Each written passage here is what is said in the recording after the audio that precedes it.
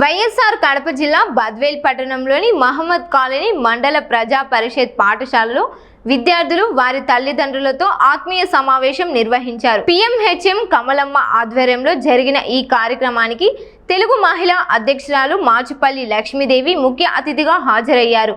ఇటీవల తల్లికి వందనం పథకం నిధులు జమ కావడంతో తల్లిదండ్రులు హర్షం వ్యక్తం చేశారు.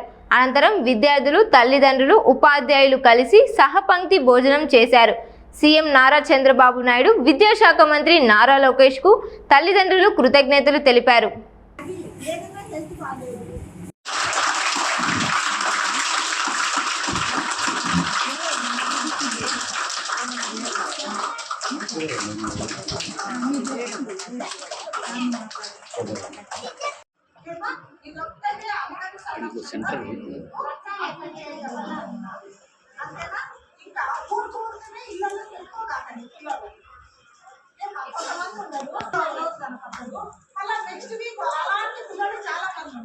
హాజరైనటువంటి విద్యార్థుల తల్లిదండ్రులందరికీ, మహోపాధ్యాయులకు మరియు సచివాలయం సిబ్బందికి, మన వార్డు ఇన్ఛార్జ్ లక్ష్మీదేవి మేడం అందరికీ నా హృదయపూర్వక అభినందనలు మరియు స్వాగతం. మరి ఈ మీటింగ్ యొక్క ముఖ్య ఉద్దేశము మేడం వాళ్ళు చెప్తా ఉన్నారు నీట్గా. మరి ఆ విషయాలన్నీ మనం మనసులో పెట్టుకోవాలి. గతంలో మాదిరిగా టీచర్లకి తల్లిదండ్రులకి మధ్య గ్యాప్ ఉండకూడదు.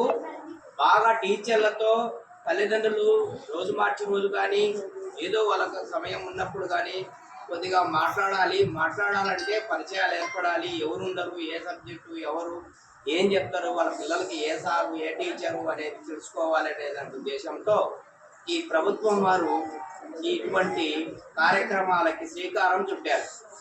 మరి ఈ కార్యక్రమం గతంలో కూడా చేసుకున్నాం.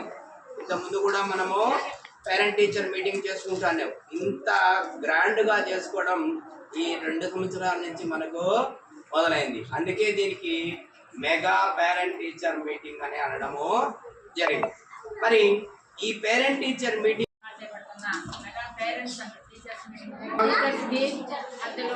సైలెన్స్ వాళ్ళు చదువు రాలేదన్నా, చదువు సారం లేదన్నా, అది చేస్తారన్నా, ఇవన్నీ చెప్పడానికి మా పిల్లలు పలానా సబ్జెక్టులో వీక్ సార్ అని చెప్పుకోవడానికి అవకాశాన్ని కల్పిస్తారు మన పేరెంట్స్. దానికి మన ఈ టీచర్స్ మీకు ఏమైనా సమస్యలు ఉంటే టీచర్తో చెప్పండి, చెప్తారు. పిల్లలు మనం కూడా కొన్ని జాగ్రత్తలు తీసుకొని ఖచ్చితంగా ఇంటి దగ్గర కొంచెం సేపైనా గంట 2 గంటల సేపైనా మనం కూర్చోబెట్టి చదివించైనా వాళ్ళు చదువుతారు. ఇక్కడ వాళ్ళు ఒక పిల్లలు కాదు కదా కేర్ తీసుకున్నానికి. 10 మంది పిల్లలలో 10 మందికి 10 రకాలు ఉంటారు.